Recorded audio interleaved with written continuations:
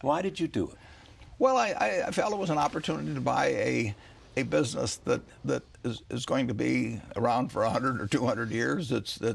That's interwoven with the American economy in a way that if the American economy prospers, the business will prosper.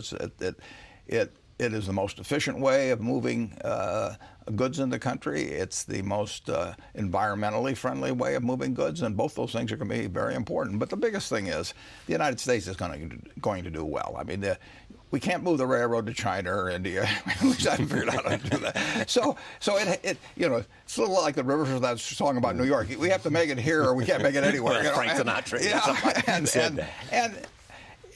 But it does move 400 and it moves a ton of goods 470 miles on 1 gallon of diesel. It replaces a train replaces 280 trucks on the road, and it emits far less into the atmosphere that's damaging than trucking. And it moves 40%. When I'm talking about the whole rail industry, it moves 40% of the goods plus. And you have new port of entries like Houston that will bring in a lot of goods through the Panama Canal. And we're going to have more people in this country, and they're going to be using more goods over time.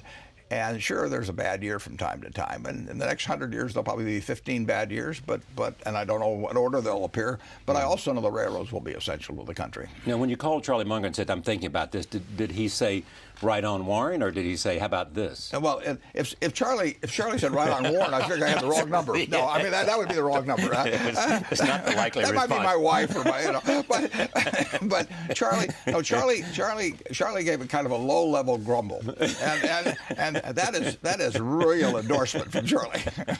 But I mean, he also pointed out, it is said that there was this was a regulated industry. Sure. This was an industry that was capital intensive. Very capital intensive. This was an industry. You spend money. That was unionized. It was unionized. You spend money in this business regularly, every day. You're spending a lot of money, repair track, or add rolling stock, whatever it may be. So it's capital intensive, and it is regulated, and it will continue to be regulated. It will continue to be capital intensive. I think that what the service provided by railroads is so important in many ways. I mean, it's the right way to move goods around the country to the extent that you can do it, and it's far more attractive in terms of global warming than using trucks, for example. So it will be here, and if we get a reasonable return on the added capital investment, because it'll take added capital investment, we'll do okay. And reasonable return's good enough?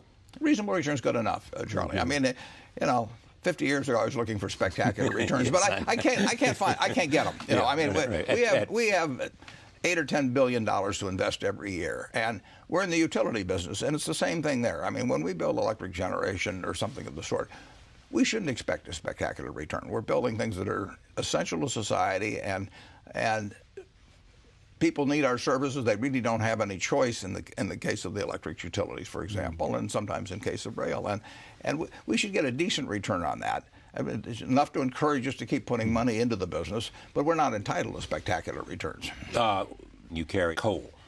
Well, that's a big one in terms of tonnage. Yeah, very big. And if in fact we wean ourselves off coal, is that a big problem? Well, we will wean ourselves off coal over time, but we can't change the 40% of electric generation that comes from coal. We can't change that next week or next month or next year, but we will reduce it over time, and we should reduce it over time. And you can add other things to carry, and changes will be. There will be more grain to move, and there'll be more of all kinds of chemicals or whatever it may be.